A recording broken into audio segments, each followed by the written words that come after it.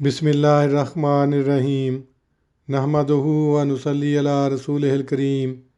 صحیح البخاری کتاب العلم باب من جعل لأہل العلم ایام معلومہ، یعنی جس نے سیکھنے والوں کے لیے خاص دن مقرر کیے۔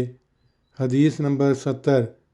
منصور نے ابو وائل سے روایت کی، انہوں نے کہا حضرت عبداللہ لوگوں کو ہر جمعرات نصیحت کیا کرتے تھے، تو انہیں ایک آدمی نے کہا کہ اے ابو عبد الرحمن، میں تو چاہتا ہوں کہ آپ ہمیں ہر روز نصیحت کیا کریں۔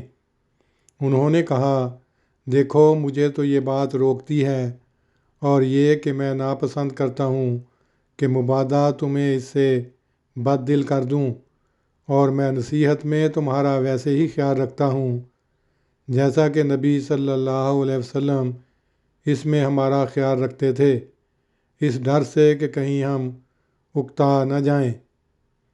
اس باب کی تشریح میں لکھا ہے، اس باب میں یسروا ولا تعسروا وبشروا ولا تنفروا کتاب سہولت کے طریق کی یہ مثال دی کہ مقررہ دنوں میں پند و نصیحت کی جائے، اور حضرت عبداللہ بن مسعود رضی اللہ عنہما کا قول نقل کر کے بتلایا ہے کہ صحابہ بھی یہ سمجھتے تھے کہ حضرت صلی اللہ علیہ وسلم کیوں مقررہ ایام میں انہیں نصیحت کیا کرتے تھے۔ اللہم صلی علی محمد وعلی آل محمد کما صلیت علی ابراہیم وعلی آل ابراہیم انک حمید مجید۔